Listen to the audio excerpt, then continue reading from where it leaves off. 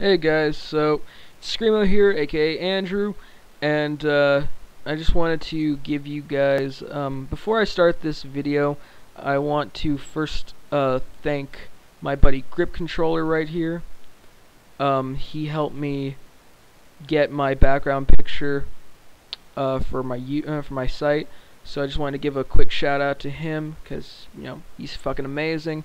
His comedy is actually pretty cool, and he does some really awesome videos. So, just wanted to say that. Also, I want to talk. I didn't properly introduce you to what Steam was.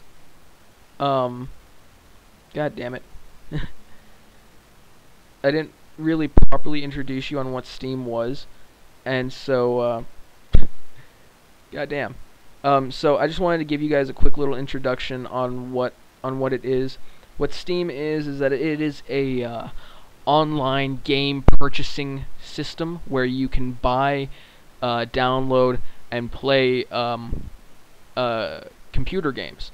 Some of them, there are some features on Steam where it'll show you your profile, like what your activity is, your friends, what groups you're in, your badges and your inventory, as in like what you get from like pre-purchasing games, like before the game comes out or something like that.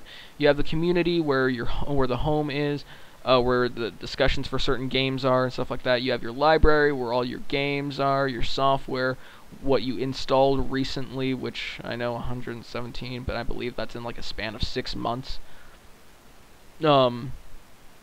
And you also have your store. Now before I get into the store portion, I want to get into the games. There are some games out here that will actually fuck you over. Like, let's say, Wizardry. Obviously, as everyone's gonna see, Daisy, Vampires, Bloodline, the Masquerade one, and another game that I cannot remember currently. Oh, Pandera Saga. There are some games like those that will actually bug out on you and crash. Like, you spent that fucking money and you can't even play the game. Now, when I say that, I mean it only in particular to specific games. Vampire the Bloodline, the Masquerade Bloodlines is that example. I spent $10 and it wouldn't let me play. Now, be in mind that games that you purchase on Steam, like, 1 out of 10 games that you buy on Steam will more or less likely crash on you. But it's very rare, actually, because they keep their games up to date. Steam does a great job. I can play every single one of these games except for the free-to-play. Free-to-play, I'm not able to play Wizardry Online, Warframe. It, for some reason, does not let me to play Warzy anymore. I have never been able to play Vampire. Also, Shell Shock and Pandera Saga. Now, Warframe, Wizardry Online, and Pandera Saga, all three of those are free-to-play games. So the majority of the games that will crash on you are free-to-play games. If you buy 100 games, you'll get 5 that, like, if you actually buy with your hard-earned money 100 games, 5 of them will more or less likely crash on you. So, yeah. So don't worry about the crashes or anything like that, because it's almost like if you spend the money, you're gonna play the game. Maybe if it doesn't let you play right away, it's you might have to tweak your settings, because certain games have specific settings, which is, if you guys aren't total douchebags, then is not a problem. So, yeah, but like the free-to-play games, I'd watch out for those, because I mean, some of those look cool, but most of them are complete bullshit. Like, PlanetSide 2 is the only game that I like, and also one of the, I think, 3 free-to-play games that'll actually let me play it. So, yeah. Now for the store portion, the store comes with featured games the news about certain games, what is recommended for you, your wish list, and your stats. So we're going to go to the store right now. And, oh, for some reason we're on the recommended. Alright, I'll start here. As you can see, it says recommended for Death Shadow 1901. You know, what I recently looked at was Fallout 3 Broken Steel, which you can see right down here. And also I recently bought Fallout 3, so it'll give me recommendations for certain games, and most of them are will be Fallout 3 related because you bought that game. And then down here, your most recent viewed was the Broken Steel DLC for Fallout 3, because I'm gonna because I just bought it. And then so obviously you're gonna get similar items, and most of them are going to be Fallout 3 related, or other games, you know, that are similar to that thing that you looked at. So since it's a DLC for a specific game, it's gonna give me other games that I might like because it's because it is based on Fallout 3. So I'm obviously gonna get related items to Fallout New Vegas, other DLC for Fallout 3, and all the other randomness of games. So then you also have featured games, or featured items, which is almost like the home page.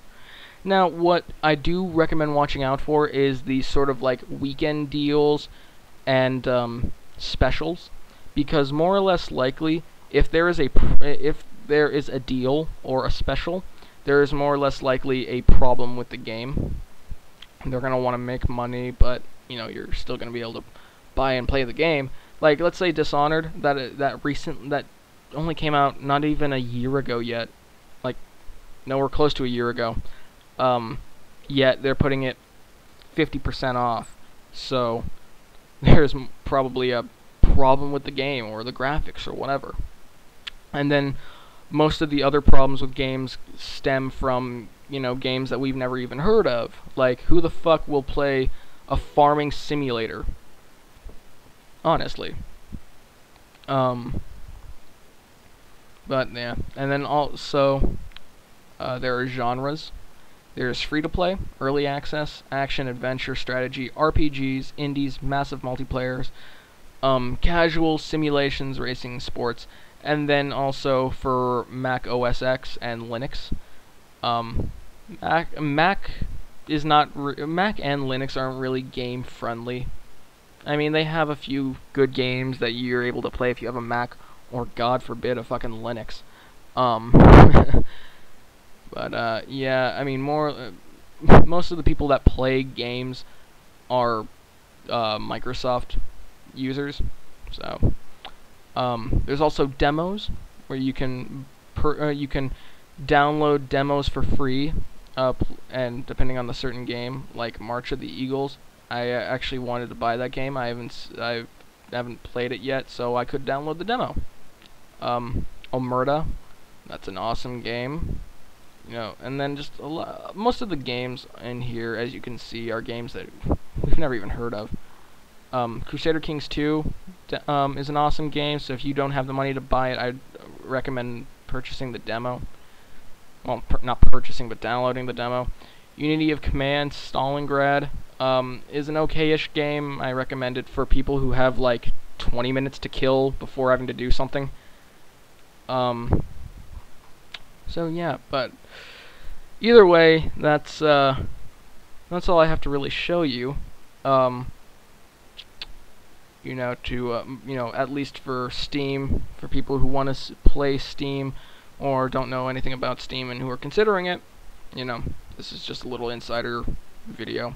So either way, this has been Screamo, aka Andrew. By the way, before I go, I know a lot of people saw the video where I was gonna play JTF tomorrow on the 14th. That for some reason will not let me play, so I'm more or less likely gonna give you guys some more Arma. So I got like 11 to 12 views on that, and I know people are watching it now, so it's pretty cool, and I got like a few new subscribers. So you know, I'm guessing you guys are in love with Arma, so I'll give you guys a few more Arma, and maybe do some like more British Armed Forces, or maybe even the private military company. I could play Wasteland or DayZ. So yeah. Also, again, give me some ideas on what you guys want me to play. I have a really shitty video, like in 360p, where I'm actually showing you guys what games I have. You can watch that and tell me what you want me to play. So yeah, I'm buying new games almost like every week. I've got like 127 games, and I had like 2 weeks ago I only had like 114. So yeah, so you know, give me some ideas, you know, send me some messages or whatever, and and I'll be able to play. All right. So again, this has been Screamo, aka Andrew, and I'll see you guys later.